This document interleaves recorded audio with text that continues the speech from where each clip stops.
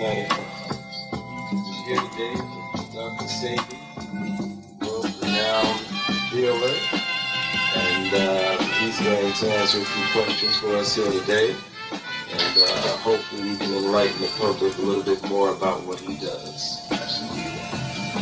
My name is Skylar Hawkell, by the way. I'm leader of the Aziz and Moorish Nation. To my right, you have Brother Reginald Simmons. He's our Minister of Communications. Stop, Minister. And his father can bear witness to Dr. Sebi's achievements. His father was directly cured of several ailments by Dr. Sebi. I'm sorry, I was disagreeing. That's good to be fine. And now,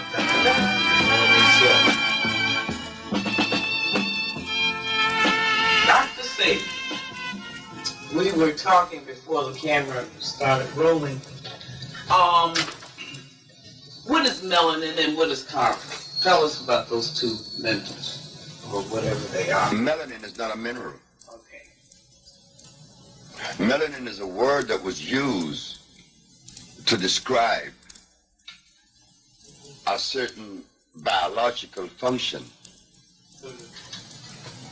But that particular identification or category or thing, melanin, is a European identification of what they think activates those neurons in our body that makes us black. But when you break down our body, our biological structure, into what we would have to put it in, which is chemistry, biochemistry, melanin has no place. It's not to be found. What is found in the body that is attributed to melanin is carbon. Carbon not only determines the quality of life in black folks, carbon determines the quality of life in every living plant that exists that is natural. If carbon is absent, there's no life. Melanin, what is it? I don't know. Why are white people trying to get some? It's a Greek word, melanos. Well, white folks talk about protein. What is protein? They say one of the 19 amino acids, the building blocks of life. But I know for a fact that that is not a true statement. Because protein, if it was the building block of life, what happened to the gorilla that lives 180 years without eating anything that contains protein? Unless they're going to say that the plants contain protein too. They're always saying things, and because we have no laboratories to investigate those things, then we have to swallow it hook, line, and sinker. Miss Frances Welsing mentioned melanin. And I asked her, what is this thing? And I know she could not adequately answer the question because she was trained by someone European. So when you are trained by a European and told these things, you have to regurgitate these things. But no, they are completely in error. Okay, we're going to take a little break for the phone.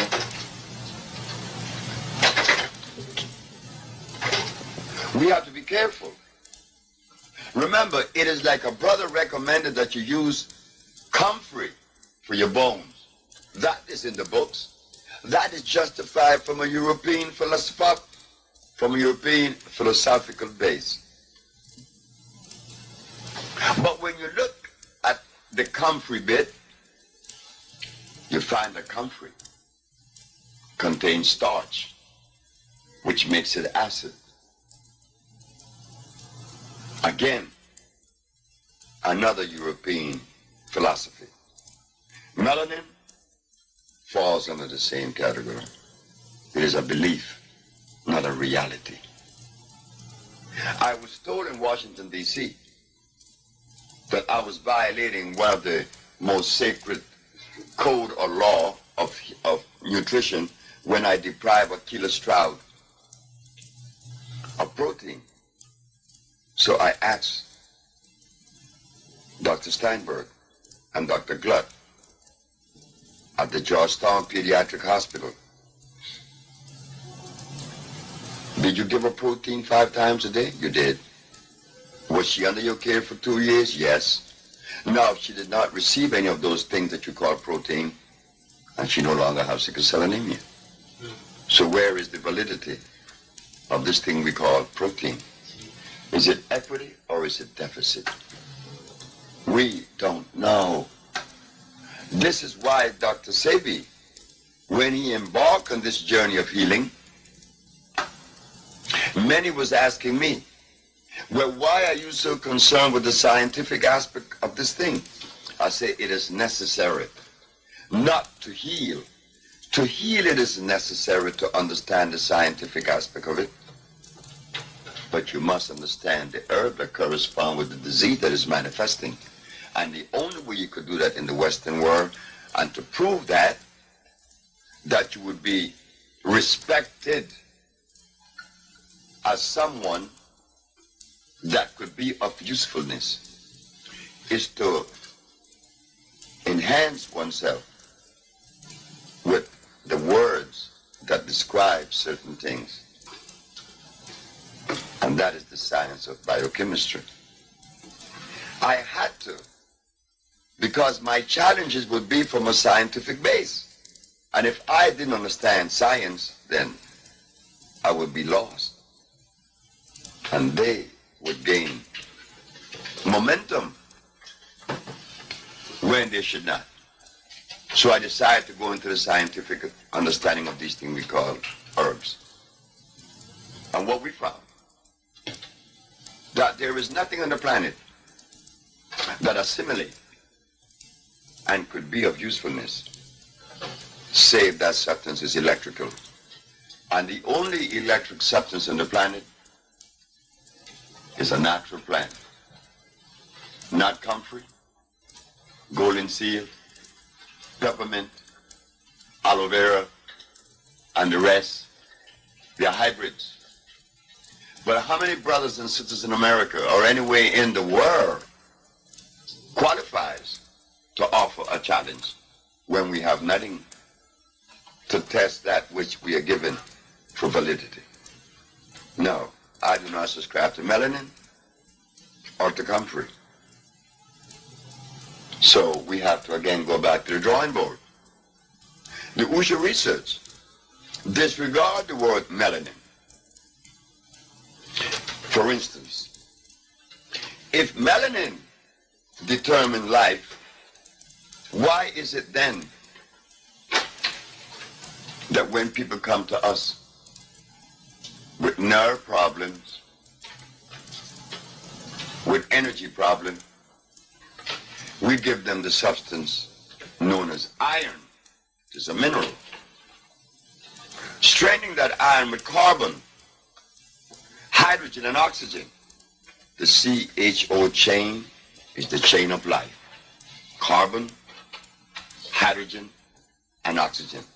Melanin has no place in that biochemical structure.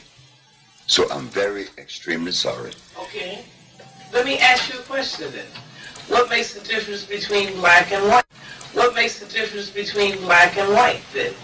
Why is it you're colored and there's somebody else who's not colored, of color? Well, again, we could easily explain that position. Carbon is the determining factor for your color. The concentration of carbon determines the color black. The higher the concentration of carbon, the greater the color black would express.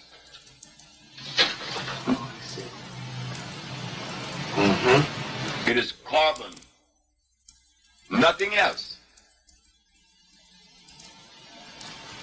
Excellent. Yes, sir. Dr. Sebi, explain to the people watching this tape the word electricity, and how it pertains to its necessity boundaries within the body structure. Now you see, now that was the best question that could have been asked. Why? Because if something is of usefulness in my structure, in my biological structure, it must necessarily be electrical. And the only substance that is electrical, that are electrical, are those substances that come from the forest we call the jungle. Because the molecular structure is complete, it's not broken. If something is made by Mother Nature, one could easily use the common sense and see where this stuff is natural, is complete. But if something is made in the laboratory, well, naturally, common sense again shows us it could not be of usefulness. Each mineral on the planet, iron has 12,000 electrons per atom, calcium has 9,000, opium has the specific amount, and so it goes through the whole ramification of life. 142 minerals expresses themselves in a different way because that is necessary to maintain continuity, to maintain that individuality of each plant. The bones is calcium, not the blood. The blood is iron. Now we go back to the question of melanin. Wouldn't it be intelligent to ask one of the promoters of melanin, what is the electromagnetic structure of melanin? What is the amount of electrons per atom that represent this thing we call melanin? Why do we ask the question? Because it is necessary. We want to know, is this thing electrical?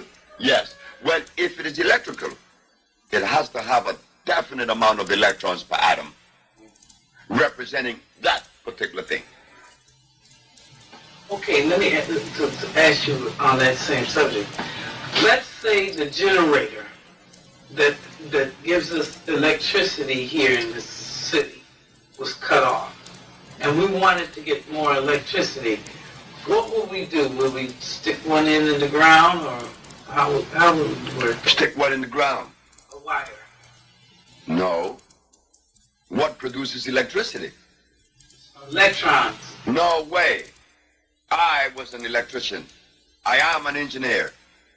I work in what you call steam generating plants. I have a degree, I have a license in what is known as thermodynamics. We are dealing with physics now. The only thing that produces electricity, the only thing that produces electricity is the friction of copper and carbon. That could be seen in your automobile. Take out your generator and see what it has inside. It has a copper wheel and some carbon brushes that touches against it when it turns. Here's an example. This is the copper wheel in the generating plant that produced the electricity in this room. It is spinning at only 90 revolutions per minute. But against this copper wheel, there are carbon brushes. And this is what you see. The spinning of the copper wheel against the carbon brush creates a friction. That friction is called resonance. Resonance is electricity, not electrons. Resonance. The resonance produces the electrons, not before. So now, if electricity is produced by copper and carbon, the friction of copper and carbon, then where do we go in the human body and find the organ that produces electricity? We find that it's the brain. The brain is the center of motor. The nervous system is the conduit that carries the electricity to various points of the body to cause motion. Now, should we ask, what is the composition of the brain? No. It is made up of what? Carbon and copper. The pineal gland is carbon, and the cerebral cortex, copper. We not only find that in a human being, we find that in the eel in Brazil that produces electricity to kill his prey. And when you open the eel, all you find is copper and carbon. No melanin. Well, does everybody have a pineal gland? I was told the other day that everybody doesn't have one. Is that true or not? If you had no pineal gland, you would not be alive. You would be no motion. It's impossible. Every race has pineal glands. Not every race has thymus glands. Oh, that's different. Oh, yeah. Well, tell us about those. The thymus glands. The thymus gland regulates sex. It also maintains energy. The thymus gland also keep you childlike, non-aggressive. But in some races, the thymus gland disappears at age 8. Then one becomes violent in one movement.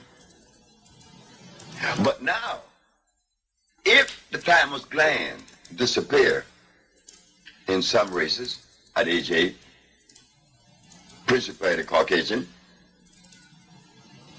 what helps one to retain the thymus gland within the biology? The presence of what? Carbon. Thank you. He has a question. Right. So, Dr. Sebi, what you're saying is that due to the way a lot of medical people study medicine in this country and around the world, they don't understand the difference between, say, electricity and something that's electric.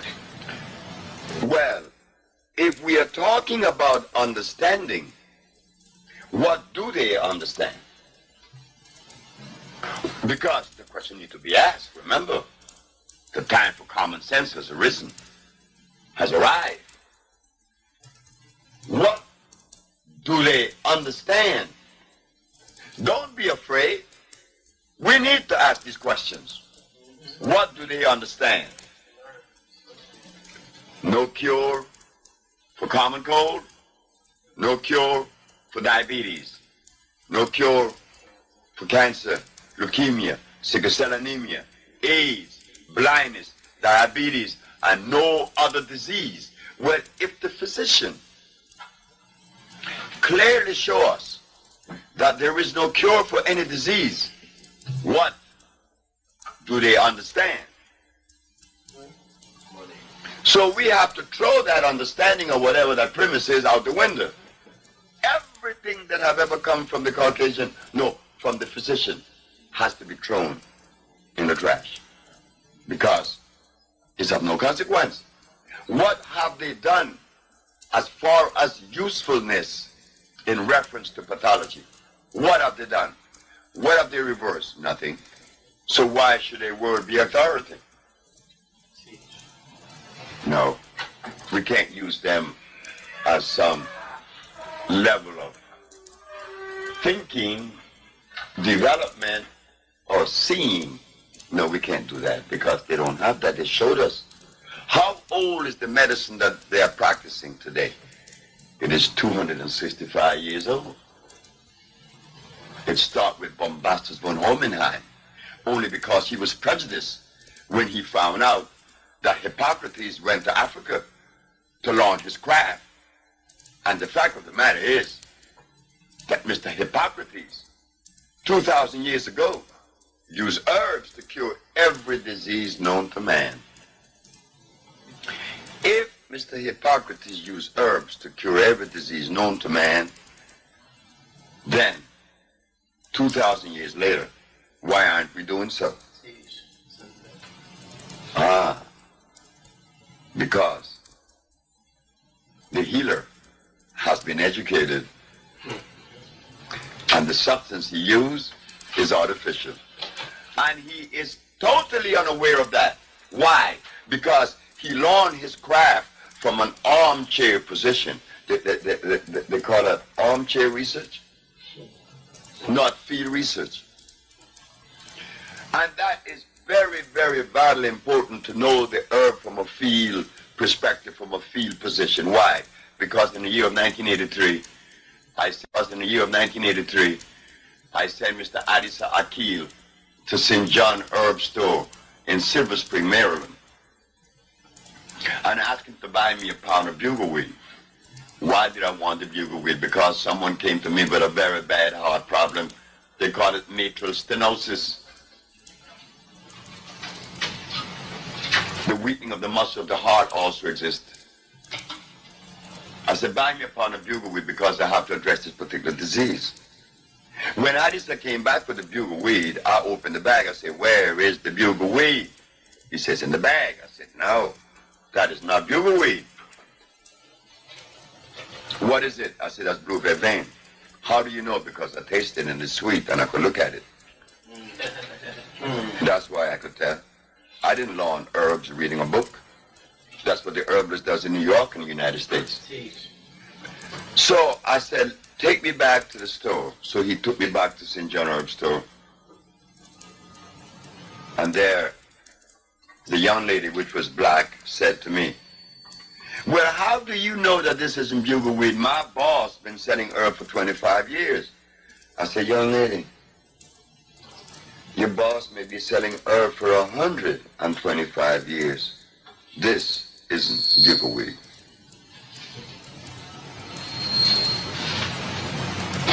Call your boss. The boss came. What's the problem? I said, I don't think there's a problem.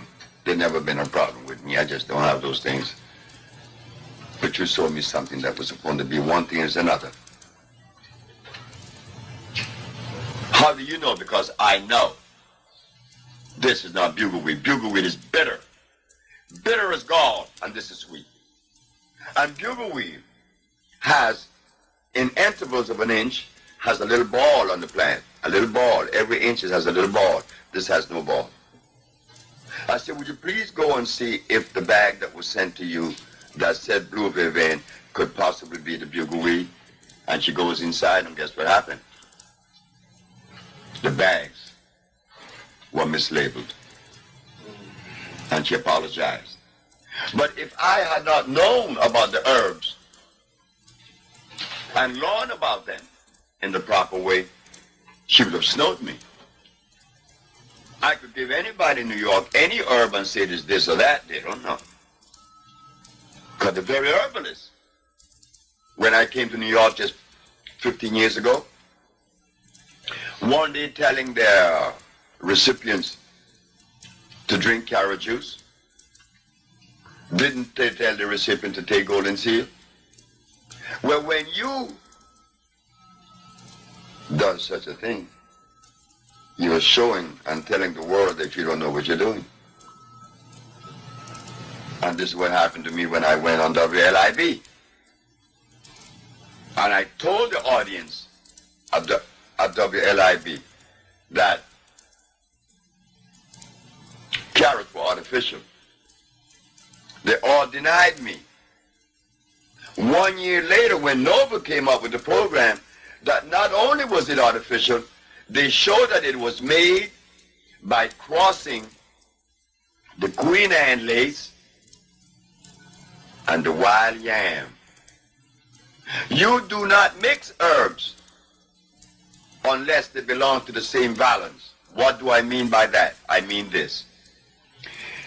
In the kingdom of life, a yarrow plant, which is known as the Queen Anne lace, could only and will only pollinate another Queen Anne lace. Why? Because the pollen carries the same amount of valence as the other. And through that process we known as chemical affinity, they join.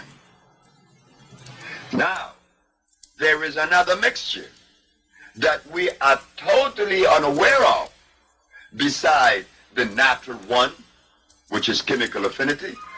The other one is a mechanical mixture. What is a mechanical mixture? A mechanical mixture is when you cut a sliver in a plant, like the Queen Anne lace, and you cut a sliver in another plant, and you take out the heart of the stem, and you put it inside the Queen Anne lace, and you tape it. That is hybridization. Black people knows nothing about this. And now this plant produces something other than what it was originally, because now we are uniting Queen Anne lace with wild yam. You don't get the wild yam or the Queen Anne lace. You get what? A carrot. They went further to show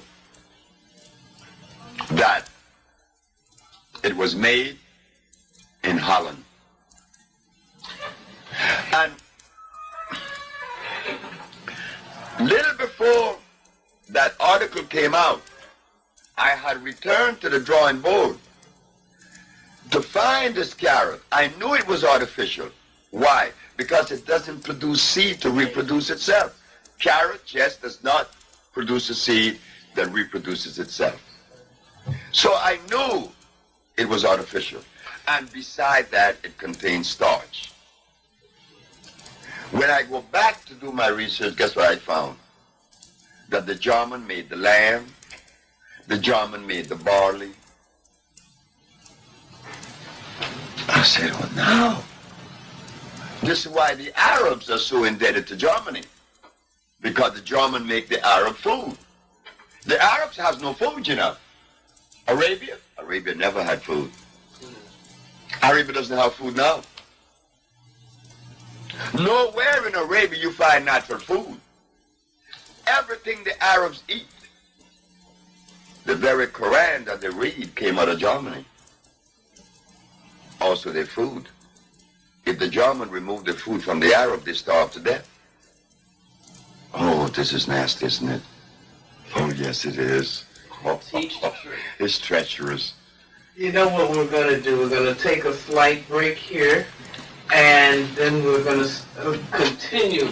So if anybody has any questions, write it down and get it ready, because we got about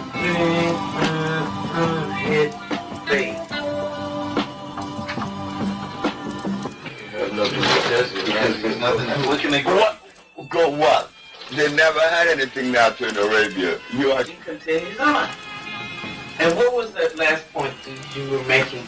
Or does anybody know? Or is there a question? All about the Arabs. Arabia has no food. You see, many of us blacks hold the Arabs supreme. Not in my book.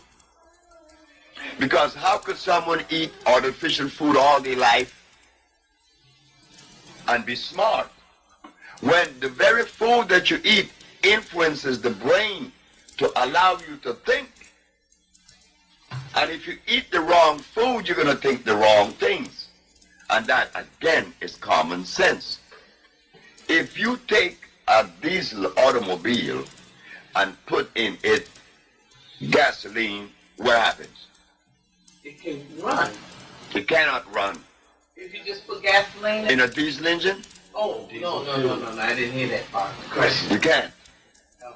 No. So the human body responds the same way. The black race has never had anyone to really show us what we should or should not eat. The only man that came was messenger of Honorable Elijah Muhammad. The only man that said, stay away from the pork.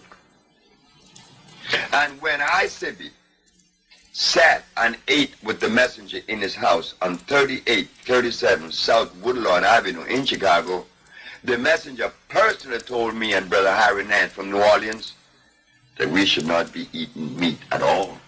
Well, And we should not be eating anything on this menu because it is poisonous to us. But if he, the messenger of Allah, Elijah Muhammad, had told the black race of the United States to stop everything, who would listen then? So he had to he couldn't cold turkey us. He was very intelligent. He removed the pork. And just by removing the pork and many other little things, they rebelled and they said they wasn't going to join because they had to eat their pork. Telling us that we have been conditioned,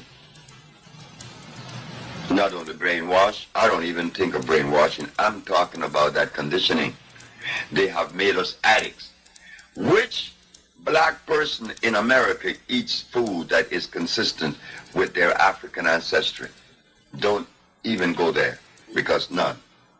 Then we go to the Maya, Honduras, where I was born. This Latin American country. I asked a question to one of the guides that take the tourists in and out the ruins and explaining about the Maya. I asked him, "Sir, do you mind if I ask a question?" He said, "No." "What did the Maya eat?" A lady who was part of the tour, the group, jumped up and said, "Corn, of course." The man looked at me and looked at the lady and said, "Lady, if the Maya ate corn, this man here would not have asked that question. He would have known that. So there is something about that corn that we have to question." Oh, no. Then he turned back to me and he said,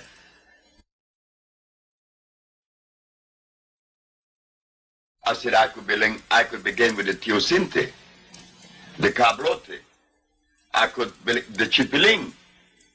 These are natural green that grows in the forest of Honduras. Natural green that grows in the forest. The teosinte is a plant that produces a kernel that looks like a corn, but the difference is it is non-starch. They make the tamales from the teosinte, and they mix the chipiling in there, which is a green, and they make these tamales, and they still do in Santa Rosa de Copan.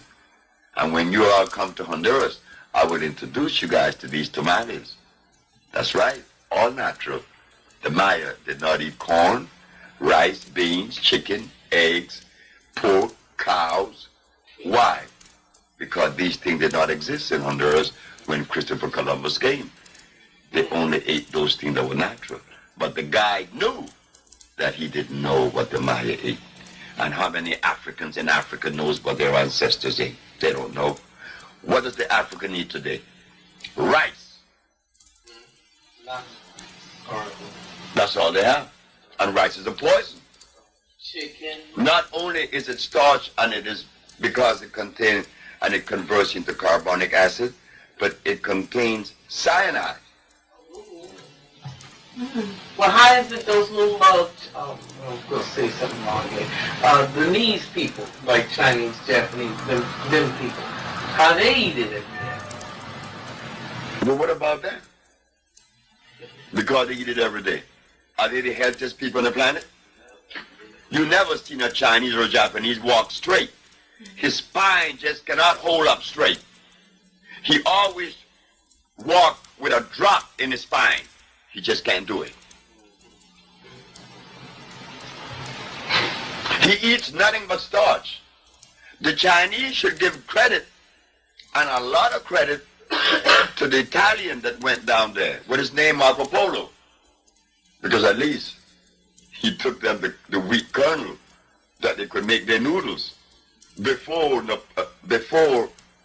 this man, what his name, the Italian Marco Polo, Chinese could make noodles. But what about their Buddhist monks or whatever, Confucius? But they were still eating the same poison. What else do they have to eat? There's only one man came out of China that understood that. Was Dr. Li Cheng Fu. Dr. Li didn't need anything to grow under the ground. No, he didn't. He just didn't do that. And Dr. Li, according to the history, lived 125 years. You see? 165 years. And he died here in New York. Or it was recorded in New York. He died in China. But he was a Chinaman that I respect. Like when I go to India, I talk to Raja Gopalachari. He's a friend of mine who lives in Calcutta. And he look at all the Indians and say they all are dead. I said, why? Look at what they eat. I said the same I say about Africa. That's why there isn't one African leader that I respect. I can't respect any African leaders because I know his head is confounded. Why? Because look at what he eats. Is fish good? Fish rots in the intestines. Oh. That's where the worms go. Oh. Exactly right. Anything that walk, crawls, swim, or fly, and that has a head, should not enter my system. They should have a face. Bill Valentine says anything that has a face, leave it alone. But he does worse than that. Because he recommends things that are more acid than that which you eat that have a head. Speaking of that, Dr. Singh, I want to ask you some questions. My name is Marcus Scott Lewis. I'm just a humble, burned out, recovering activist, writer, and poet. And the questions I would like to ask you is, with this New Age movement out here, with all these European herbologists and all these writers, do you wouldn't recommend any of these books or any of these teachings? Now everyone's going back to nature, quote unquote, and heading to all these herbology stores and buying all these products and things. Our people are still confused because of lack of the correct information and misinformation which we receive. So could you give us a little starter on what we should be doing and what things we need to stay away from? Heading to the forest. All right. Heading to the forest with someone that came from the forest that we have not had. Because some of the best advisors in the United States, counselors, nutritionists, and doctors trained our brother by the name of Dick Gregory. All right now. Well, did he recommend the Bahamian diet? The answer is yes. And what did the Bahamian diet consist of as a base? Soybean. And didn't Mr. George Washington Carver made plastics out of soybean? Yes. So how could he give us the Bahamian diet that is soybean based in the name of nutrition? But we cannot blame Dick Gregory because he's our brother that I know he loves us and we love him. But he was ill trained. The student could only regurgitate that which was learned from the teacher. And if the teacher is poorly educated, then the student likewise. well, do you think you could start teaching us more now that you've, she wants to ask you a question too, but I want to get this in real quick. In that you are a teacher, and I look at one of your old tapes, and I saw how you talked about the carrot and different things, even certain potatoes. I think sweet potatoes is all right, but the white potatoes is not ain't good. I didn't say that sweet potato was all right. That was made too. But there's a certain kind of the red potato, the red rose that was found in Lake Titicaca in Peru. That is where the Irish people became acquainted and took it back to Ireland. Because remember, the Irish people were the first to go to Peru. They did a lot of research in Peru, and they did a lot of things in Peru. And when they found this potato, they took it back to Ireland, and they began to hybridize the potato and get what you call the russet potato, the red rose. But the natural potato looked like the red rose. The red rose, I would recommend that you eat that because it's the first generation away from the mother. from the base, which came from Lake Titicaca, not a sweet potato. A sweet potato has such a high concentration of nitrogen that it would really, play havoc on the system. Have you written a book? No, I'm writing one of it. It's right in that bag. Oh, okay, good. So when it's finished, when you take it out the bag, I want to read it. The bag has these tapes that need to be transcribed. Oh, okay. And it will be transcribed as soon as possible to be put into book form, because the book is needed. We have been misled not only by the foreigners that are not part of our race, that dictates to us and tell us what we should and should not eat, but we were also hoodwinked by our brothers that was trained by those people. Well. The gorilla does not eat the food of a lion, Okay. but the black race eat the food of a lion. True. So we can't eat Chinese food. Well, We can't eat Caucasian food. We're not Caucasian. We're not Chinese. We are black. And what does that mean? Well, I use the word black, and I use that too loosely, because I don't like the word. what's a good word? I don't even know. White collars ourselves anything. The shadows. No, I am. You call me Negro, you call me nigger, you call me colored boy, you call me black, you call me African. I'm not an African, because the continent was not named Africa until a white man named it Africa. So what are we? Planetary. Thank you very much. She has a question for you. Yes, I just want to end because people be talking about how spirulina and wheatgrass is so good. I want you to just explain to them that Who are it's you? no good. I'm Bayana. Bayana asked a question about spirulina and wheatgrass. Spirulina, I mean, where does spirulina grow? It's hybrid. And what about the wheatgrass? Hybrid. Wheat kernels. When in my embryonic stages, and I must admit it was later than that, because I was in New York practicing this thing already, and I was using wheat to produce wheatgrass to be juice, and here I am with my little cup of wheatgrass juice. I got the best chlorophyll in the world. Man, a little lady, 94 years of age, named Mrs. Holloman, said, "You're out of your mind. You're not going to recommend that to yourself and to no one else." Why, Mrs. Holloman? Because this stuff is poison. Wheatgrass juice. But just a minute, is wheat natural? I said, no, the fendo is natural. The teff is natural, but not the wheat. You make bread out of fendo.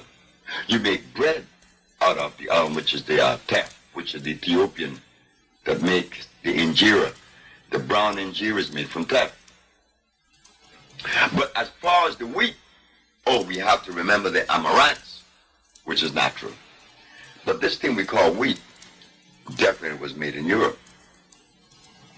So now, when we grow this kernel and we squeeze it, we are getting sugar and starch.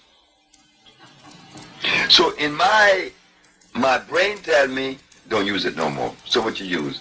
Sprout something natural.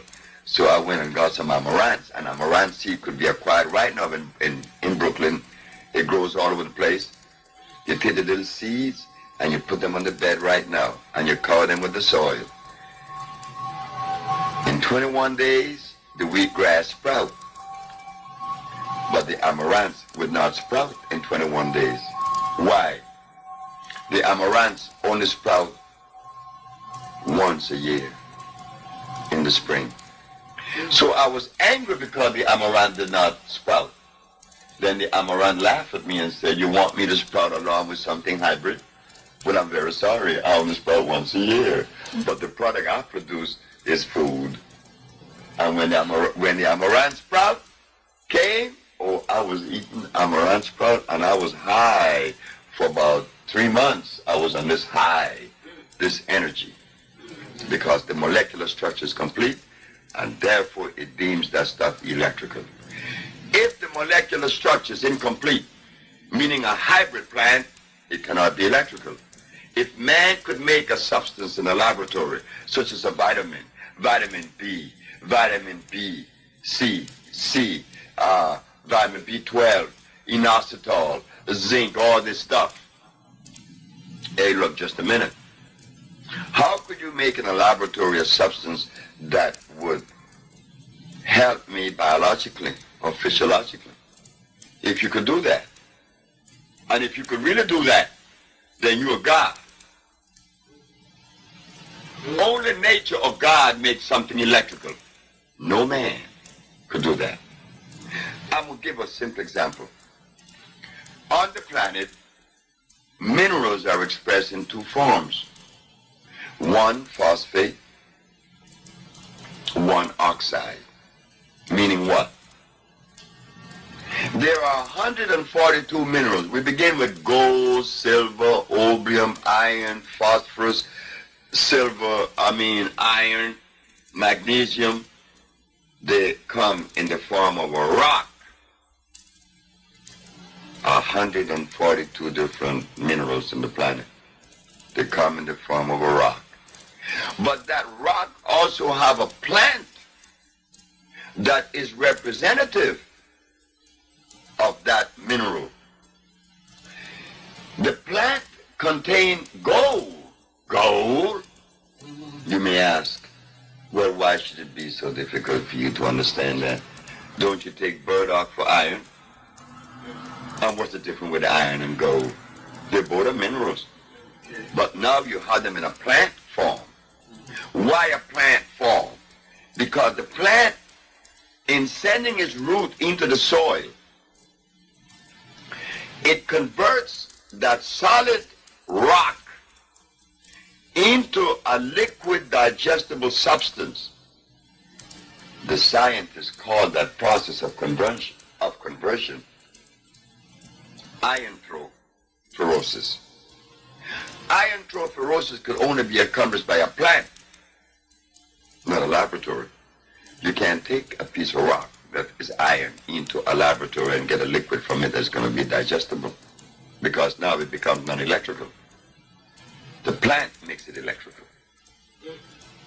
And when you drink it, it is pre-digested for you electrically, so that no one snow you. The minerals that the body needs cannot be found in any health food store. No vitamin C, vitamin B, vitamin A. The body is not made up of any alphabetical order. It is made up of minerals.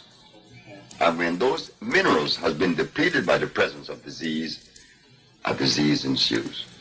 So you have to replace them in a natural form, in the form of a rock or a plant. A plant, because it is alive and it is electrical. Why does it have to be electrical? Because the body is electrical. How could you feel an electric body? Dead food. You just can't do that. That's not consistency. Yes, sir. Yes, Dr. Sebi. So basically, when a person goes to a hospital and they're given so-called treatments, now basically we know when somebody is treated for something, it has nothing to do with being cured. And when you have something like the American Cancer Society, they mention nothing about curing people. They're just a cancer society, which is they study some more, get some more money, and keep studying, with never really finding a cure, when the cure basically is something that's natural in the ground, where the person can heal itself, the body can heal itself eventually. But yet what they do is they propagandize a natural disease and made a big multi-billion-dollar industry. Of course, and you're right 100%. If I was a Caucasian, Thank God. defending my people and my economic position, do you think that I would undermine that position by telling the world, here is a black man named Dr. Sebi that have cured diabetes, sickle cell anemia, leukemia, then what's going to happen to his laboratories? What's going to happen to his pharmaceutical laboratories? But why should we be concerned with the American Medical Association? Anyway. Why should we be concerned with that? I know I weren't. And what's the name of this this medical thing that goes to Europe, spreading AIDS among our folks? What is it? What's the name of it? The World Health Organization. Yeah. World Health. Who? Yeah. Who? WHO. What do you think about them? They're going all over the place. That's our. I was in Washington, D.C. in the year of 1982, and this brother, who is a doctor, who worked for the WHO, personally told me that they threw in the towel 20 years ago, that they knew that there was no cure for any disease. They never had one. I mean, the physician didn't go to school to learn to cure anyone. The discipline just doesn't house that. So, again, we should not be bringing them up as of no consequence. The only thing is they're killing our folks over there in Africa. When are they going to learn? They're killing our folks in Africa? Yeah, they're all coming up with AIDS. Where do they get AIDS from? AIDS is a thing of the mind. Not real. It's memory. But the African need to be killed. Oh, well. I mean, coming from Dr. Sebi to say that his family need to be killed. I know what you're saying. But that's a fact. The African have turned their back on their mother.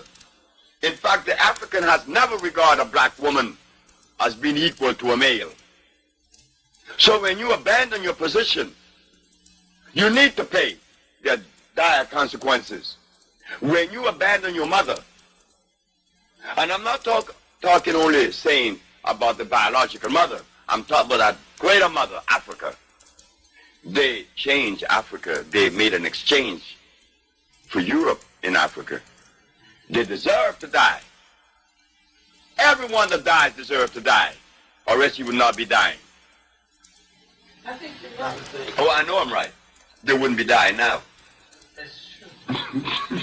Because what is it about the 144,000 that will go and lead and whatever they're going to do? So you got to have somebody that got some sense.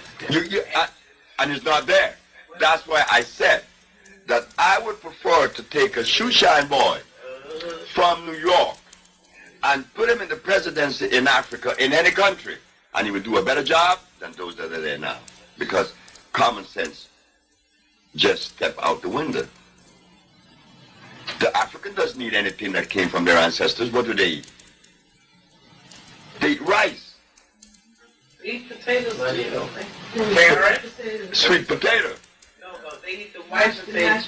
Those that come here that I've seen, they eat the white potato in with the rice, and they eat the carrots. Have you ever tried to put a salad bowl beside an African before you eat and see if they're going to eat the salad? Oh, he's not going to eat that.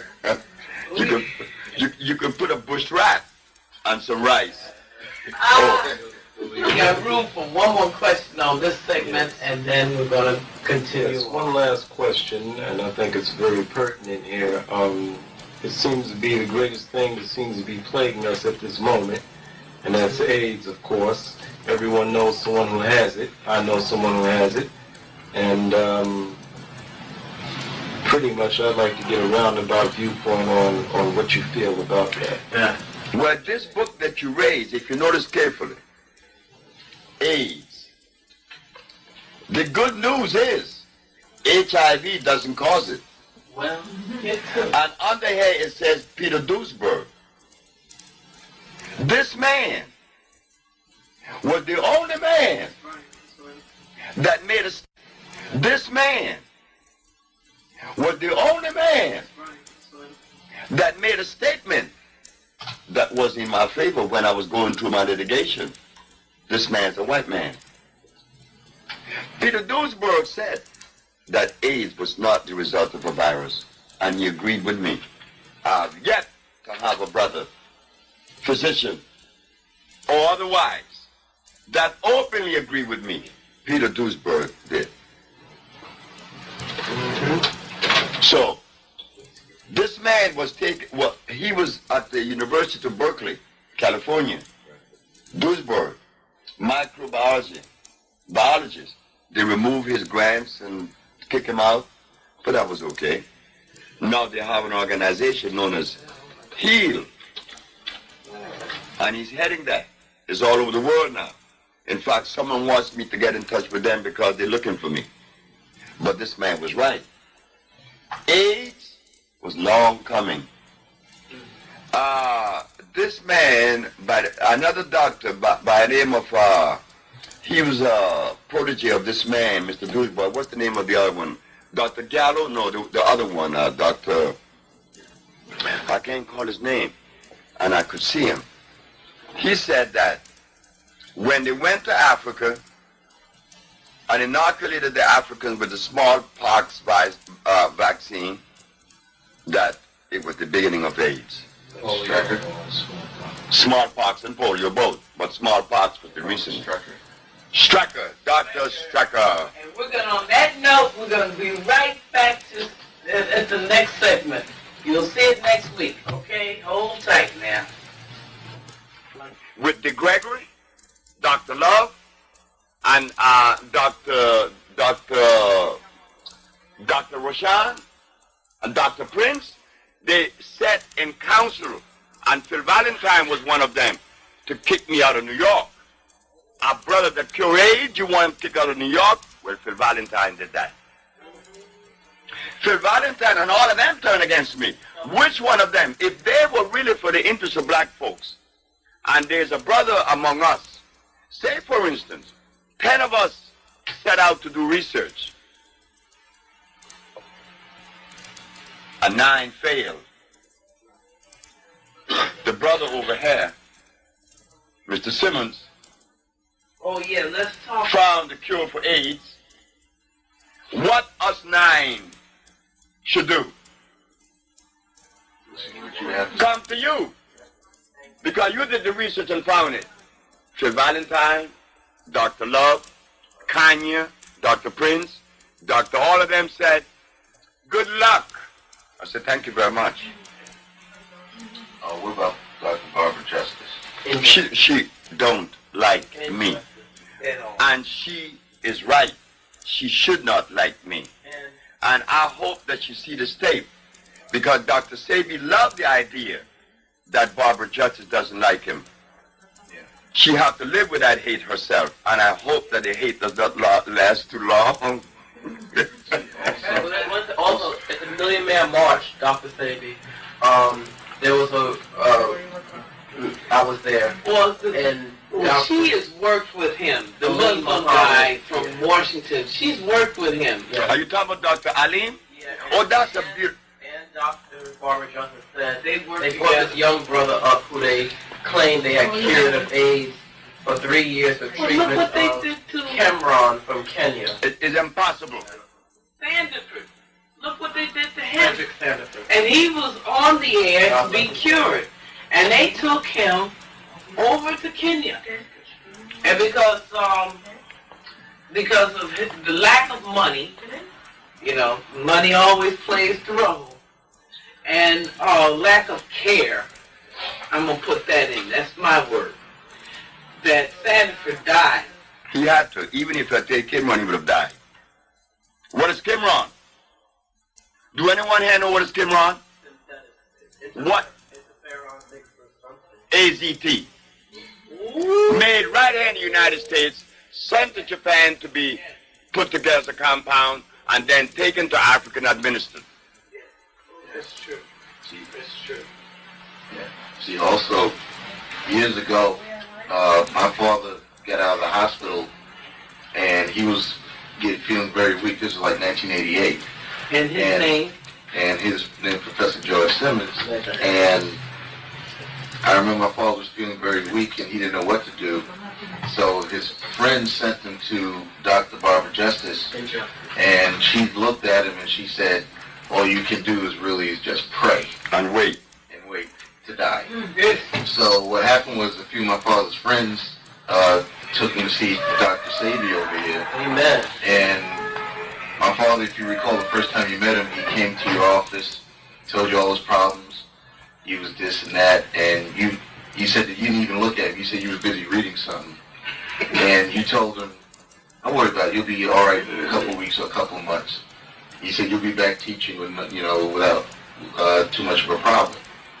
And lo and behold, my father followed what you told him to do, and he was back teaching. He's running around now in He's running around. 1995. And now he's down in Honduras at your institute, and he went down there with a lot of different maladies: diabetes, prostate cancer, high blood pressure, a whole bunch of things. And he said within 2 days of being down there, he was ready to run some Olympic events.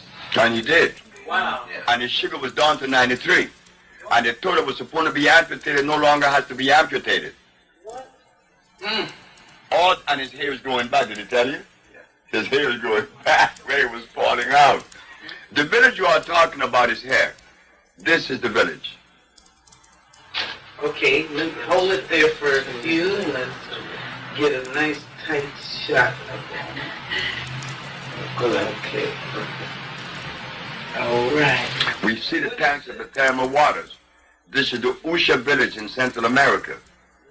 And you see these tanks that house the water. They are holding tanks. Oh. The thermal water contains a pH of 8.8. It is not like what they have in other places. I heard that there's a hot spring in Cottonwood, Alabama. We don't have a hot spring in Honduras. We have a thermal spring. And the difference of a thermal spring is that the thermal spring is precipitated by volcanic activity, which means that the water has a high concentration of sulfur and phosphorus. Not so for a hot spring. A hot spring is precipitated through a bed of zeolite that's under the ground. And as you know, that zeolite is a mineral that boils water. That doesn't necessarily make it thermal. So what makes the difference? That one has sulfur and phosphorus and oxygen in large amounts. Which means what to the body? It means that the body is receiving a large amount of hydrogen ion concentration that relaxes the body immediately. It plays a very good role on the central nervous system. Stress is gone immediately after you enter the water. And now the first thing that I did for the professor when he got there, I said, before you eat or go to sleep, you go down there and you take a bath. And we took him down there, he took a bath. Next day he was rejoicing. Now what happens when stress is relieved from the body? Well, the body begin to normalize itself and the hormones begin to take their message where they should go. When there's a nerve condition, hormones tend to contract or retain, or they don't do their work because they are held back. There's a nerve condition. Like even the muscles contract. Your face, the muscle in your face contract when there's muscle problem, when there's nerve problem. Bellman palsy is one. Bellman palsy is caused mainly by emotional reaction, and it pulls the muscle in the face to one side. And when the person relaxes again, the muscle relaxes. So the remedy in Bellman's palsy is to get into an unstressful or relaxed state. In your situation would be to take one of these baths. That's right. It's not one of these baths. You take bath twice a day. And then you take also the therapy, the internal therapy, which is what? The pavana, the cordoncillo negro, the cypress, and yes, my most favorite, the drago. These are plants that you will never hear in the American standard pharmacopoeia. You don't even hear these herbs in the mouth of the herbalist in Honduras or in the United States. And for that matter, even in Honduras, you go to Honduras and ask people the herbs I use, they don't even know them because they're too busy reading herbal books. And you're not in the herbal books. And those that are in the herbal books are hybrid. I wish very much that you could meet Dr. Anthony Handoff. He is, I guess they call him, you can keep it over there. He's Botanist? He calls him an ethnobotanist. Something, whatever. Herbology. He went to school and got that. And I don't think I want to meet the brother now. You know, not because I would not like to meet my brother, but I can exchange or even entertain someone that has been educated. Remember I said, the reason why the healer is not healing today is because he has been educated. You want to hear a beautiful one? Above all else, Dr. David Ayensu. Dr. David Ayensu is a member of the Smithsonian Institution. There is a program out known as East Meets West, meaning African or Eastern medicine against Western.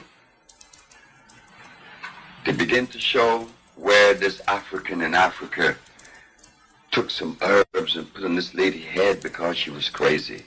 He took a knife and opened her skull. He took some smoke and he smoked her around. And Dr. David Ayensu is talking about the herbs of his people. He's from Ghana and he's a member of the Smithsonian Institution. Dr. David Ayensu is the brother that is looking for the cure of leukemia using the pink periwinkle, the rosy periwinkle. Well, I don't know how Dr. Ayensu expects to derive from the rosy periwinkle the cure for leukemia when the rosy periwinkle is also an acid plant. And as for leukemia, we have cured leukemia long before Dr. Ayensu even dreamed of coming on with the rosy periwinkle. But we go back again, and we find that in the end of the program, East Meets West, which is approximately a 25 years old program, showing, comparing Western medicine against ancient medicine. And guess who wins every time? ancient. No. What? No. No. Western medicine, the allopathic. In the end, Dr. David Ayensu and his colleagues said, well, you could clearly see that traditional medicine, is all right, but it falls short because you can't really measure the dosage for consistency.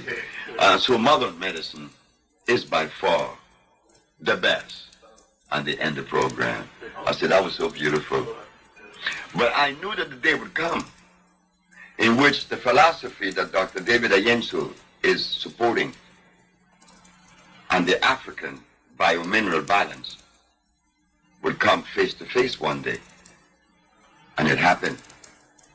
Dr. David Ayensu called me and said, I've heard about your works on leukemia, but we are looking for the cure of leukemia with the rosy periwinkle. I said, Dr. David Ayensu, we already cured leukemia, so you could just squash that. Just go to something else. But that's 12 years ago that I told him that. 12 years ago, Black America, and still now,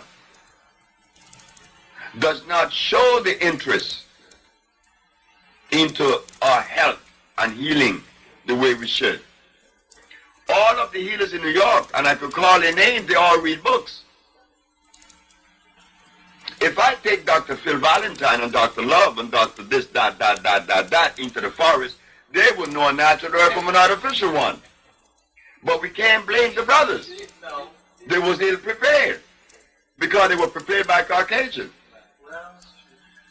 On the subject of you're not wanting to meet up with a particular individual, this is for clarification. Yes. It's not that you don't want to meet them, but based on your experience of dealing with individuals who come with certain credentials and paper from the establishment or the system schools, that you know that there's a great difficulty in a back and forth and a sharing. Your response? My response is this. We are told that the brother that the sister want me to meet is an ethnobotanist. What do they cure? He researches different plants. I'm only asking, what do they cure? Research is 150 years old. We could research and research and research and research and research. We want to cure. We don't want to research and just research. What does he cure? Well, he has different plants. He tells you that you can take that will cure. No, hold it. How does he know that? What does he cure? He said he's been taught. He's from Africa, and he was taught by his father, grandfather, so forth. And he says he only uses plants that are from the homeland. Do you mind if I ask the question again? It's all over the world. What does he cure? Any disease. He cure AIDS? I'm sure he does. Well, that's good. If you cure AIDS. I'm the only individual to have diagnostic sheets showing from 5 different laboratories around the world that they have been cured of AIDS. I don't say it. I got diagnostic sheets. And that's important. Who else have those diagnostic sheets? Thank you. So I can lend myself to someone that says that it does. Where's your proof? Speaking of that, Dr. Sebi, from being an activist, one of the things I ventured into was AIDS activism. And 5 years ago, I used to go to a few ACT UP meetings, and of course that was sponsored by Burroughs Wellcome and the European Allopathic Medical Establishment. And then later on, an organization started called HEAL. You may have heard of the Human Education AIDS Liaison, which people like Dr. Strecker and others, Peter Duisberg, supported that group. And HEAL, of course, I'm sure if they could find you, because many of us thought when you left us in your thing, we just felt so abandoned. why can't black people find me instead of heal? Alone, that's right. And That's more important to me than heal. But black people are not interested in their health right now. No. But Latin Americans are interested in it because right now we have a cadre of people who have taken to the forests of Brazil, Peru, Chile, Honduras, Guatemala, Salvador, who's right now doing research in the forest. None of them are Americans, and none of them are blacks. Why?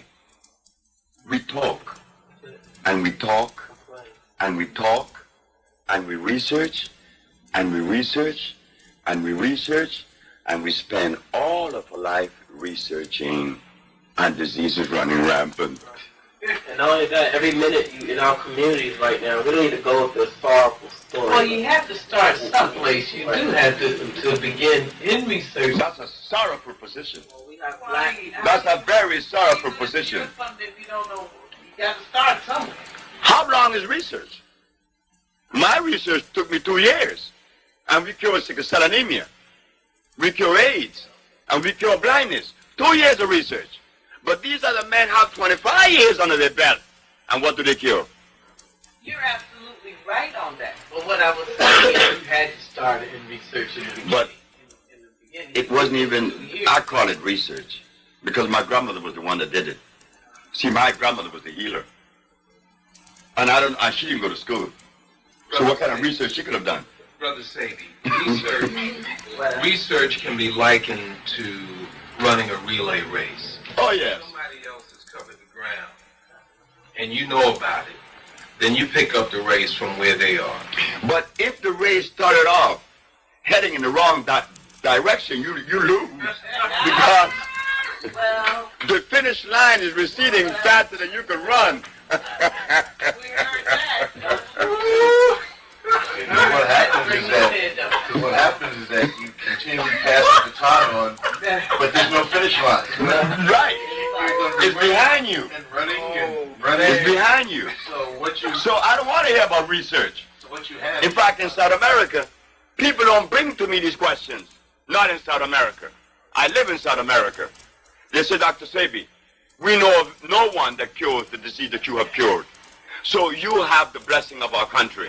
Honduras has given you all the privilege to practice your craft, regardless to what the world said. You can't go to Africa. I said, no, although you're an African by heritage. I said, but I can't go there. They kicked me out.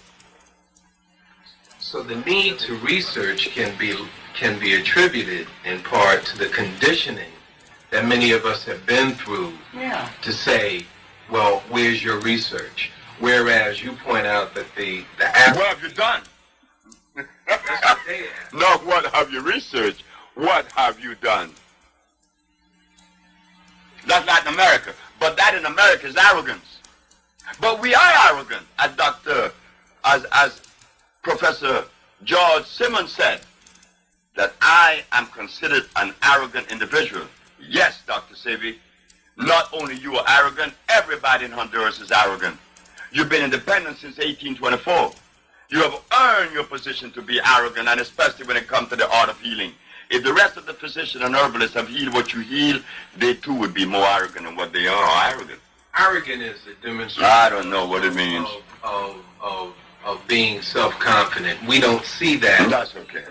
It doesn't matter.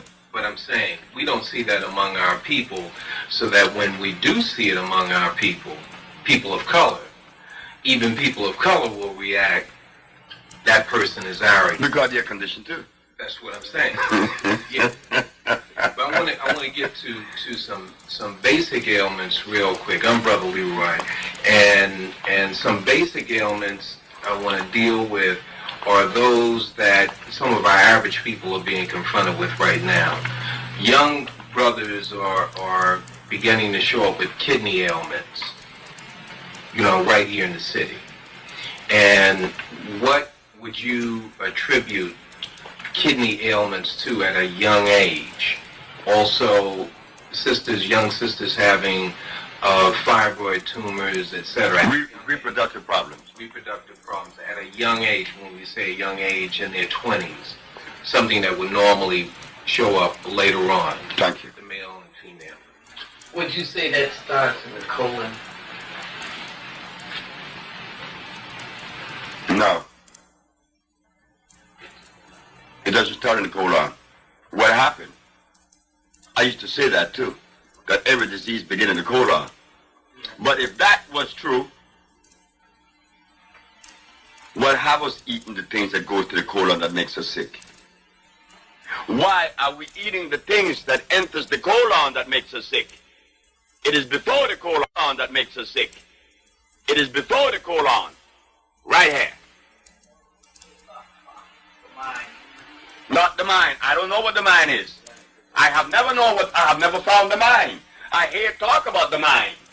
I don't know what that is. But I do know this, that when the brain is confounded, you have problems. You may put anything in your mouth. You see this hand and this big mouth goes in there. It hasn't hit the colon yet, right? It starts here. Which is the brain. The brain. The brain has been confounded. The computer has been confounded. G in, G out. Garbage in, garbage out. But we don't want to see that. We want to rely on spirit, mind, and soul, when these are the properties of what? Supernatural.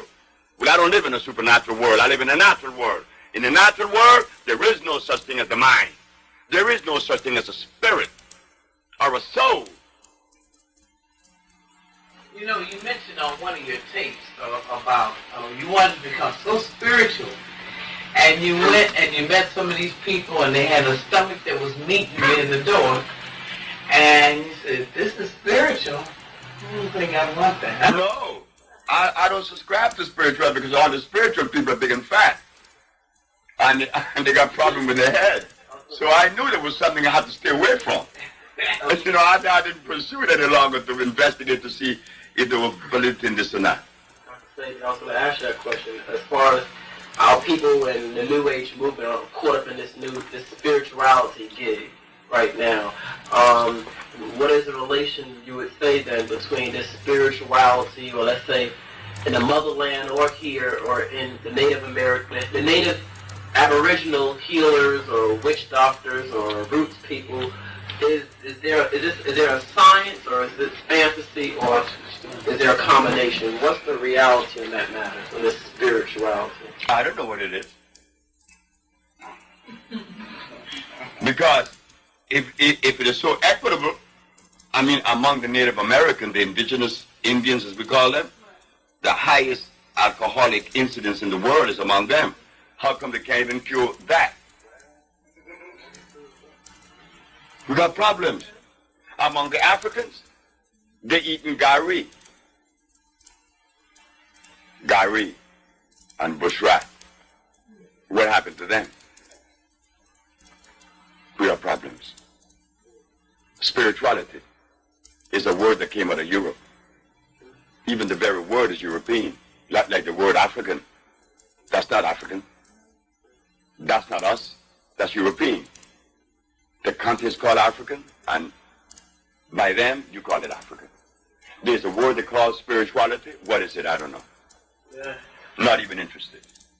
I'm finding that out more every day. If you were given the assignment to open a school, not here, please, open a school and get your teachers to start teaching, where would you begin? Would you begin in research, or what would you do? Or show them each plan, or how would you go about it? Oh, I got to go way before the plan.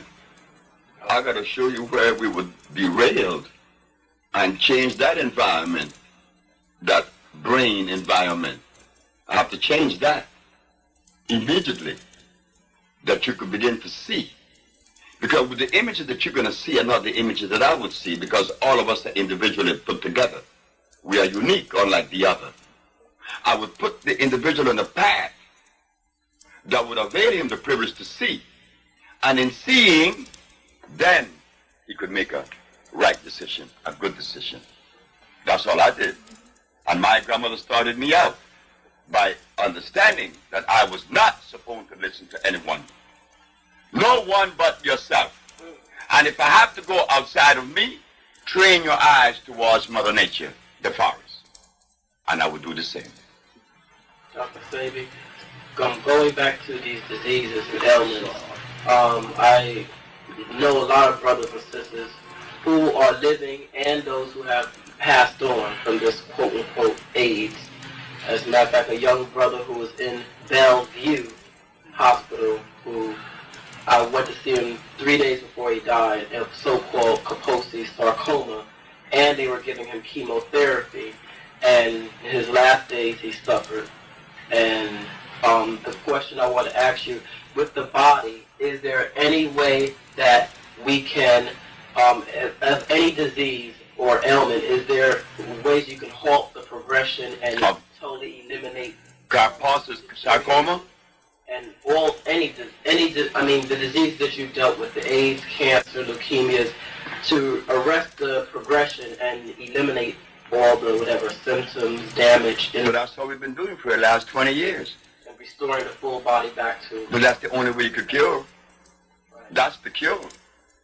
To remove that particular erosion, to remove that particular condition, whatever condition, whether AIDS or blindness, and restore 100% health. That's the only way I could do it. Through what? An intracellular cleansing. This is what is done in Miami. We put together our compound based on an electric system. Where do you go in America or in New York and find electric food in a bottle? Where do you go? And the body is electrical. We only have to ask that one question. Is the body electrical? Yes. So therefore, it necessitates electric food. Well, where do you find that in New York? Thank you. Well, we're going to do our last segment, and in just a couple of minutes here. So, anybody got a real quick question? Very quick. Yes. Being that everybody's now concerned with the AIDS, so-called AIDS situation, epidemic, what have you, I find the so-called lesser diseases have been virtually ignored, such as herpes and Lupus, sickle cell anemia, diabetes. Right. And specifically, I have an interest in the sexually transmitted diseases, so-called sexually transmitted diseases, because that seems to be what plagues the younger generation, and everybody actually. Yes. So once again, in the early 80s where you had, the herpes, it was forgotten about for AIDS. What about the herpes situation? Can we answer that in the next segment? Just hold on to that answer. Thank you very much. Okay. Okay, good. Everybody's Quick, chatting about the ego. One thing for the other. It's a matter of media. Go ahead. The answer to that. It was asked about the sexually transmitted diseases. Those that are lesser are considered lesser, but they are not lesser. There's only one disease. There's never been two diseases in the world. There's only been one disease, the compromising of the mucous membrane. And the mucous membrane of the African has been compromised 400 years now. What has the African ate since he left Africa that is really equitable to his system? What? And he has not eaten anything. So therefore, the biological structure has been weakened over a period of 400 years. And in weakening the biological structure, then you may get lupus, you may get herpes, and you will get anything. Anything coming your way. Because the body has been deprived and the immune system has been compromised. And the immune system is responsible for diabetes, for leukemia, for sickle cell, for every disease in the world, including death. So don't only attribute age to the immune system. If your immune system is strong, you cannot get sick with any disease. So we're going to straighten that. A lot of us looking for cures.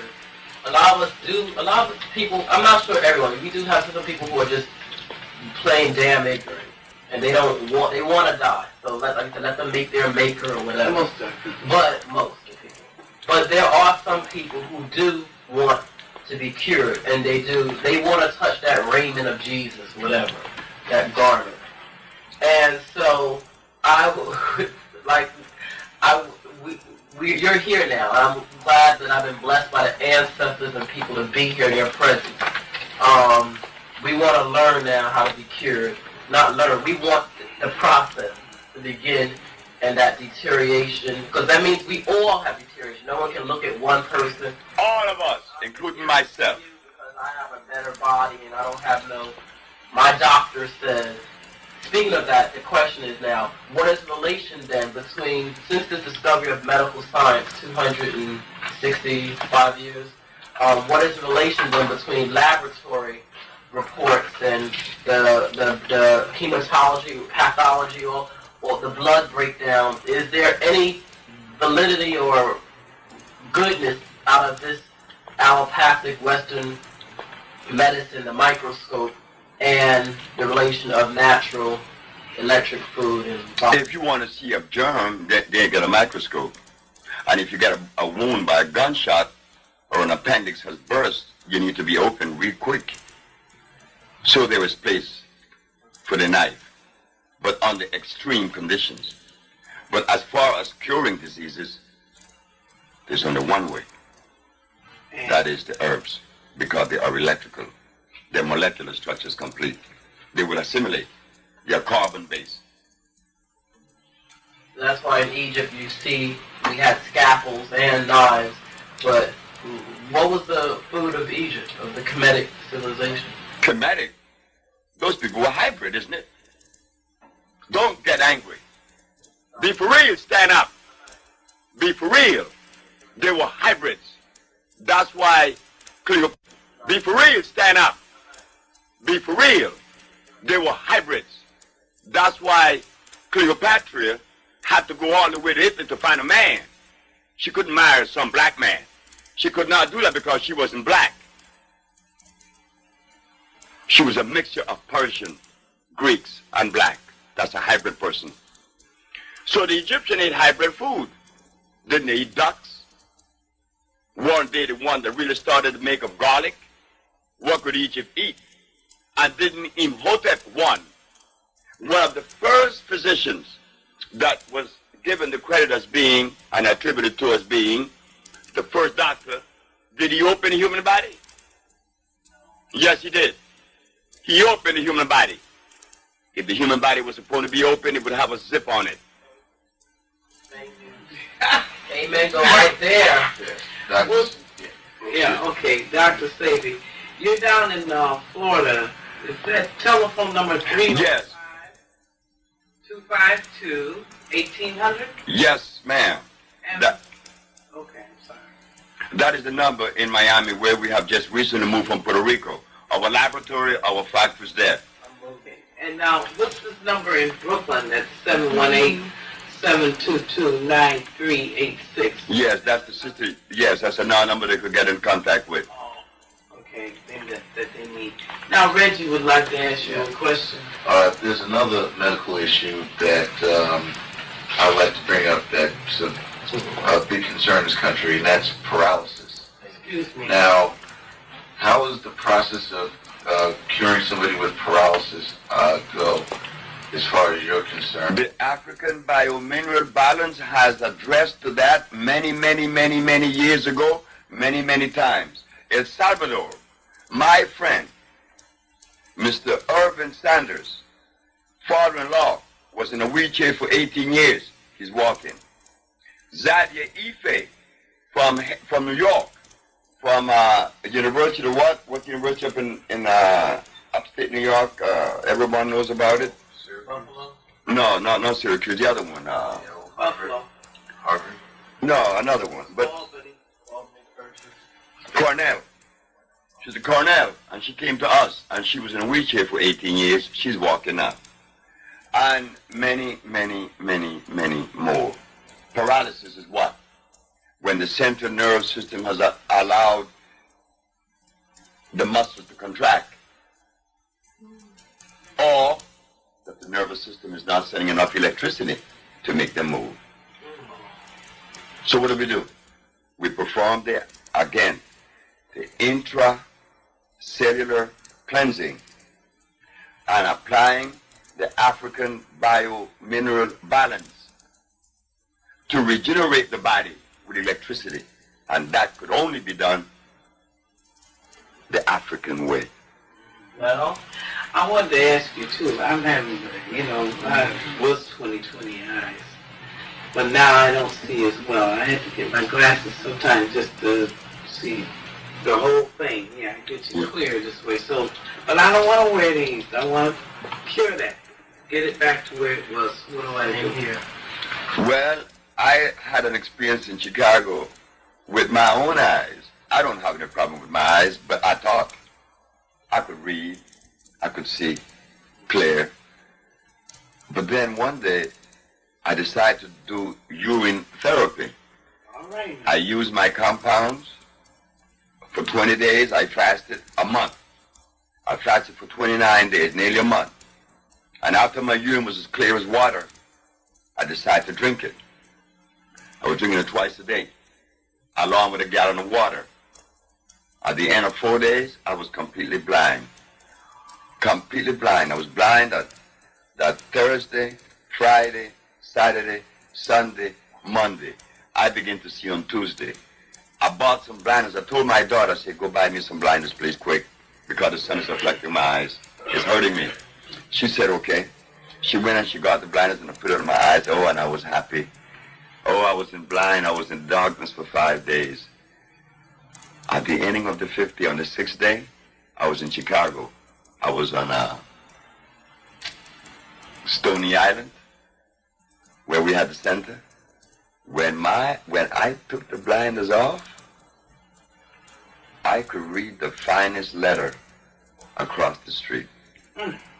So why was I blind? Because it was breaking down all of that inflammation. Oh.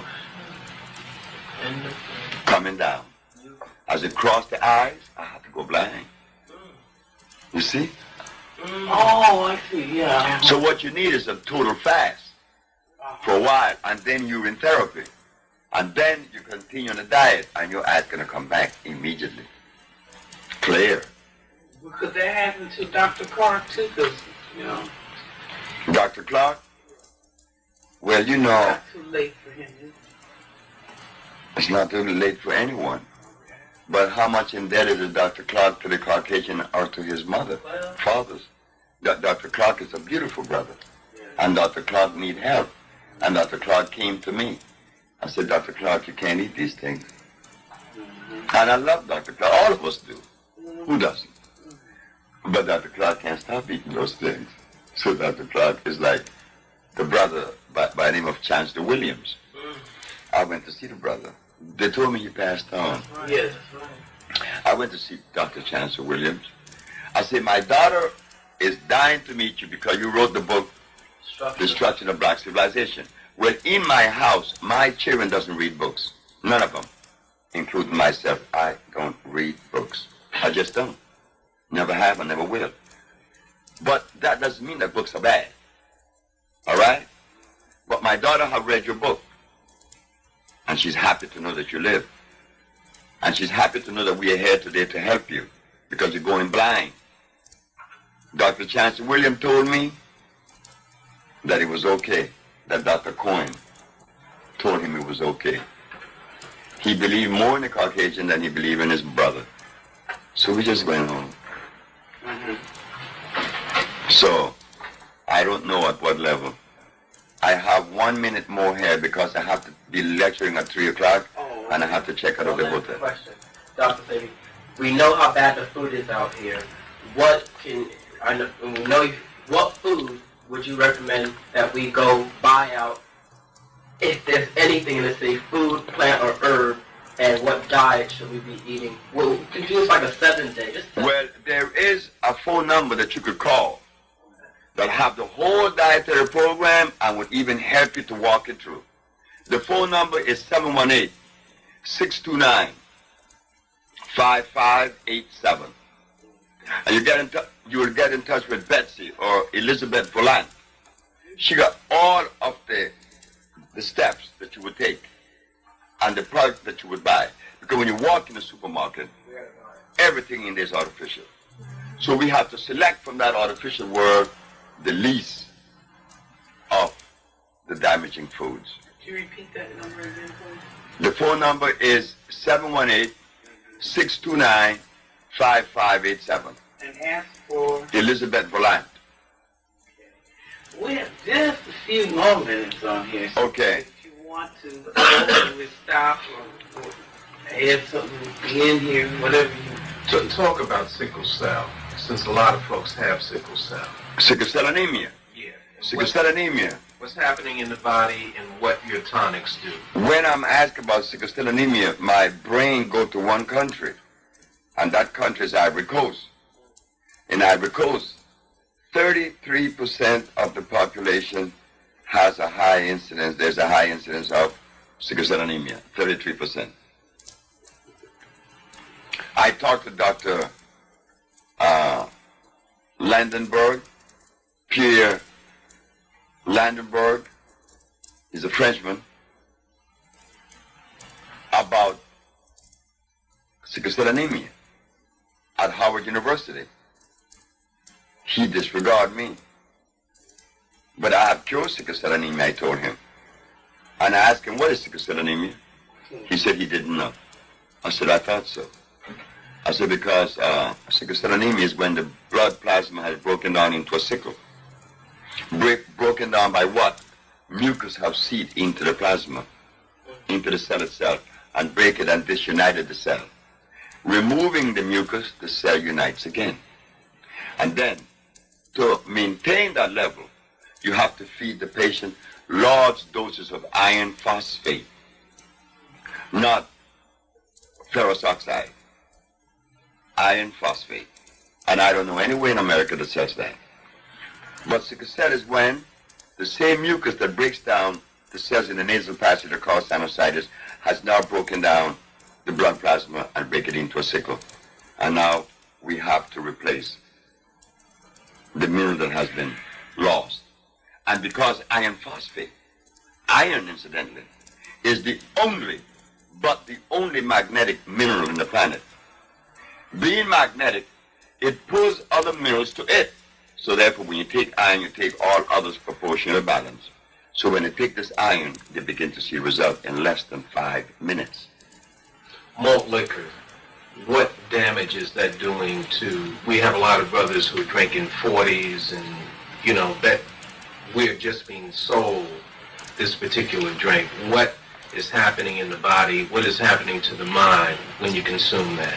The liver is damaged. Malt liquor is made with what? Barley. I know they use also another substance in the yeast. And isn't yeast the seed for infection? They call it what? chlamydia, yeast is the bed for disease. But again, since we have not had scientists, researchers, as they're called, to come forth with the proper research or study, we fall short. We're vulnerable. We are vulnerable.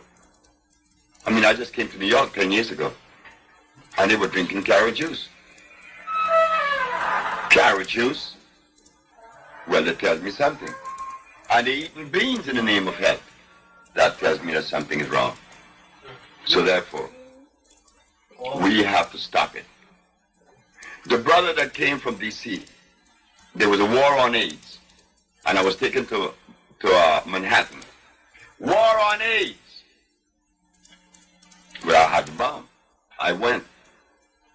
Dr. Barbara Justice and Dr. Prince disregarded me. And then they said, Dr. Alim is coming from Washington. I said, the Muslim brother? They said, yes. I said, he's coming with a very special message. I said, yes. What is he coming to tell us? That AIDS killed black people. I said, we needed to hear that from Dr. Alim. Because we were totally oblivious to that fact. But the question I'm going to ask about Dr. Alim, is he a Muslim? They said, yes. Well, what does a Muslim that follows Allah doing, practicing the medicine of Iblis that they call the devil? There is a contradiction. Well, allow. Yeah. Dr. Sebi, what can we do as folks here in this country who are concerned, that have some semblance of consciousness? What can we do here to help you get the message across to the people who need to know, the people who need this kind of information and cure? What can we do here to help you to expound the greatness of medicine that you're giving to us? When the Japanese scientist said that he worked with the immune system, all of Japan got behind him. He didn't ask them. They got behind him. And he got the Nobel Peace Prize for only working with the immune system. We don't work with the immune system. We cleanse the immune system. When the Jews in Israel needed help, they didn't come asking help us. They sent the help. So you ask me, what could I say to the black race of America that would help the USHA research? I don't know. If they help me, fine. If they don't help me, still fine. I don't know. All donations. That's on you. That's on the black populace. That's not on us. We did our job. Anybody got another question? Yeah. Excuse me. I'd like to ask Dr. Sebi about cancer. You explain how cancer gets started in the body. The same way a common cold started. In any part of the body, any way cancer appeared, it means that there is a condition that has manifested over and above because it has been progressively getting worse unattended or unknowing. There's no difference with cancer and a common cold. The mucus in the nose stayed a long time, they call it sinusitis. And after they begin to eat the cells, they call it cancer. And that's whether in the reproductive organ, in the breast, in the head, in the brain, in the eye, wherever. It's all mucus. You've heard of Dr. Torrey. Dr. Torrey from Chicago. Well, he teaches about the worms in the body, how they got there, what cyst is made of, because he says that the worms have some doo-doo in your body, and that's where you get these cysts and things like that. You heard of that? I disagree with that. A cyst, when you open a cyst, inside of the cyst, all you find is calcium carbonate. That's all you find. But I can't challenge anyone or anything. But I do know this, that Dr. Torrey has compound that I know came from the Caucasian books. So in other words, Donald Torrey, the cysts are from Los Angeles, California. That's who groomed him. Right. The white boys groomed him. So in other words, you're saying that that's a protection. What's the protection? When the cyst, because you said it's got carbon in it. No, calcium carbonate. Hardened. The mucus has hardened, and now it is growing. Doo-doo in your body, and that's where you get these cysts and things like that. You heard of that? I disagree with that. A cyst, when you open a cyst, inside of the cyst, all you find is calcium carbonate. That's all you find. But I can't challenge anyone or anything. But I do know this, that Dr. Torre has compound that I know came from the Caucasian books. So in other words, Donald Torre, the cysts are from Los Angeles, California. yeah, That's who groomed him. right. The white boys groomed him. So in other words, you're saying that that's a protection. What's the protection? When the cyst, because you said it's got carbon in it. No, calcium carbonate. Hardened. The mucus has hardened, and now it is growing. And then it's going to burst and eat you up. So your tonics do what? My tonics, our tonics, the Usha tonics, the electric food, To that, to this. we reduce it. Didn't you see at Usha Research when the lady passed the tumor I did. and it was in the refrigerator? I was there. Thank you very much. She brought it in. She brought it in a bottle, and we put it in the freezer, a tumor this size. I saw it. How'd they come out? Just passed out of her. That's the only way it's going to come out. Well, So you're right. Our bodies don't have zippers, so any cleansing is supposed to come out through the regular holes: the nose, the mouth, the. Like Taurus Henderson. Taurus Henderson, Chicago, Illinois, 1990. She had a tumor in her brain. And this is recorded on Channel 21, on Channel 19 in Chicago by Brother Rashid. She passed a tumor through her nose from her brain. Not only her, this Caucasian male from his daughter named Robin Bennett called me and said, my father have a tumor in his brain, a blood clot in his brain. I said, yes. How long would it take you to take it off? I said, how long would you allow me? So I gave you a month. I said, what about 24 hours? She said, you're crazy. I said, of course. But it came off in 24 hours. And she wrote me a letter, and I have that letter. How does know? More than black people come to you. And right now, in terms of Honduras, who are the folks who are coming to you? Mexicans, Norwegians, South African whites. I don't expect any black from South Africa to come. South African whites, Chileans, Colombians, American, Latin Americans, American, not Black America. Black America, down there now is our most beloved professor, George Simmons. And we have this brother from DC named Anyika. But the general population of OSHA are Latinos and Europeans.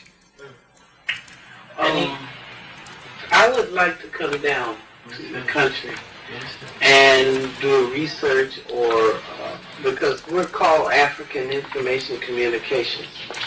And anything that concerns our people, no matter what it is, and health should be very important. So I'd like to come down and see you in your environment, so to speak. Gladys Rodriguez did. Gladys Rodriguez. Gladys Rodriguez is a Latin American from Santo Domingo. Okay. This woman saw me on Univision, which is the Latin American International Network. Isn't that something the Latinos put in an international network? Gladys saw it, and the very next day she went down to Honduras. In fact, she had the council from Honduras in trouble, had him fired, because he was giving her a hard time. She went down to Honduras, got her compound, came back, and saw what USH is about. She was in the village, no question asked. That's Latino. But an American black person have a problem going to Honduras. Well, I don't have a problem. No, what most do. I mean, that's why I'm asking you. Yeah. To come down. They ask about, is it possible? What's going to happen? Where am I going? Hold it now.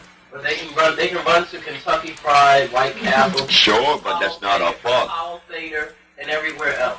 But South African go all the way from Africa, and Norwegians from Oslo. Nina went down there with her tumors, and her tumor was passed. And not only that, when she got back to Norway, the doctor said, the doctor in Honduras did remove your tumors, but there's something else that he removed. Your infantile diabetic condition is gone too. You didn't know that? Well, I didn't tell him I had diabetes. That is also cured.